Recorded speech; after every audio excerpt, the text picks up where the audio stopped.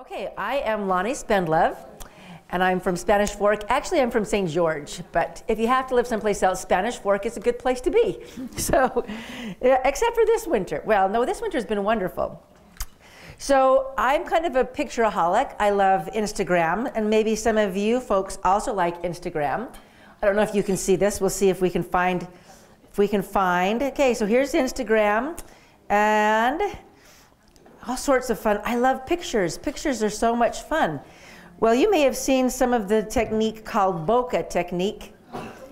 If you haven't seen a Bokeh Technique, this is a good example right here where you've got a picture with lots of little dots that are behind that are kind of starbursts or sunlight bursts. Let's see another one right here. This one's pretty. There you go. So you've got a little picture with all the little bursts. So right now, bokeh is, and that's B-O-K-E-H if you're looking for it, is a big technique in art and photography and also in stamping. So I wanted to show you some of how easy it is and some of the different techniques you can use to achieve this look. So we're going to start today by just a piece of Whisper White cardstock. And I have here Crushed Curry, Bermuda Bay, and Night of Navy. You can choose whatever color combination you want, but I'm just going to take my sponges and I'm going to start by sponging. And the nice thing about this technique is that it is very forgiving. So if you are a mess, this is your kind of technique right here. I'm a hot mess, that's what my husband tells me. He also tells me I can be cheap or easy, but not both on the same day. So I say, all right. He usually prefers easy, but you know, that's a man for you. Okay, so now I'm just moving to a different color, and I'm just going to continue to add color as you go along here. Then you can come and add your Night of Navy. And I just kind of swirl it. You can overlap it, it doesn't matter. But when you're done, through the magic of television, you get something like this. Voila. So it kind of looks, what kind of looks interesting. So you can add dots in lots of different ways. This one is from The Best Day Ever, and you can see this is one of their celebration stamp sets. And we have these little dots right here. We're going to use those. And we will use those with our craft ink, so you can start adding dots if you want to add some spots or dots. Who knows? Or another thing you can do is just make your own template like this.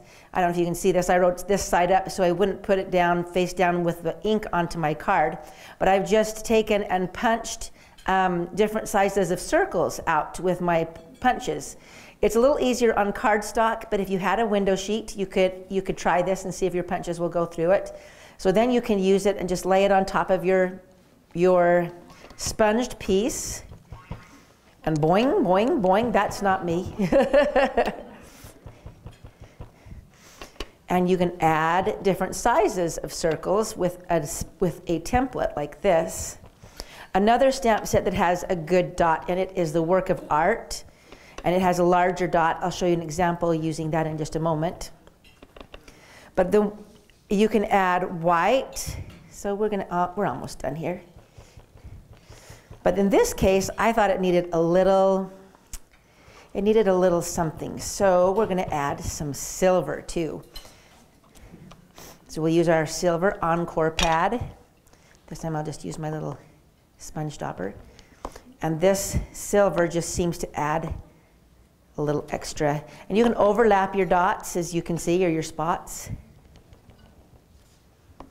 And one more down here. There we go. Good enough. So then when you're done, you have this pretty technique. Now we're going to just add it to the front of a card. Here we go. Super easy, and I love easy. So does my husband. So, you know, there you go. There's your cute little, now we can add a saying right there. You made my day. Also from the same stamp set. And as you have been practicing today, taking all of these little dot all of these little sequins off, you can add sequins to it as well. And I'll put those on when you're not watching, but you can just say. But you can kind of see that that just kind of makes a fun background, and it doesn't need a lot to dress it up. That's what's so fun about it. So here's another example using different colors. Just really simple and pretty with all those little spots in the background.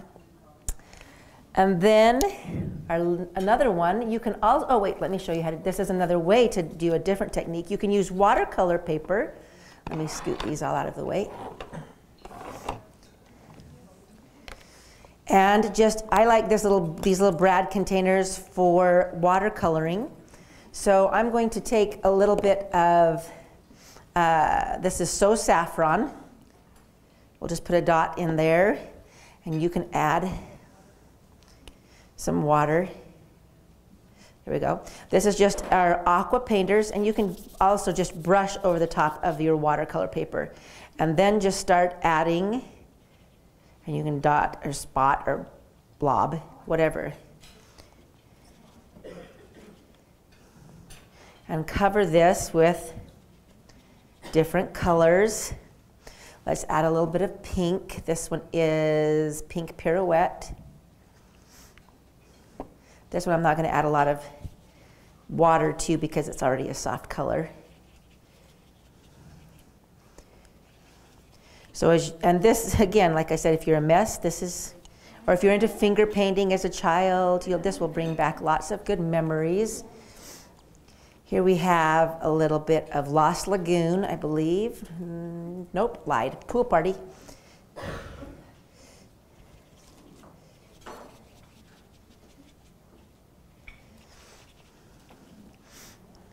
And last but not least, we have Wisteria Wonder.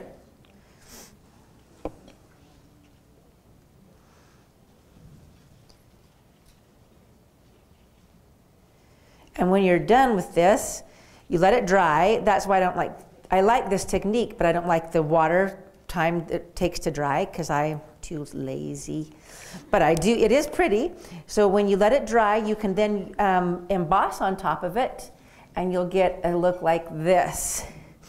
So I embossed using those same little dots like this, and then the larger dot is from the Work of Art stamp set.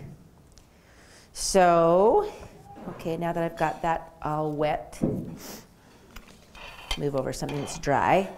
Then you can just add, here's another Celebration Simply Wonderful stamp from that. This is Congrats, and just punched out with the oval. And then, whoa, just kidding, I'm moving it over here so you can see. We can put that on. And then this is just a butterfly out of vellum cardstock. And a little butterfly out of silver glimmer paper. And when you're done, you have it like this. Voila, there's your pretty finished piece right there. So have fun playing with this new technique. I'm sure you'll find lots of uses for beautiful backgrounds. Thank you.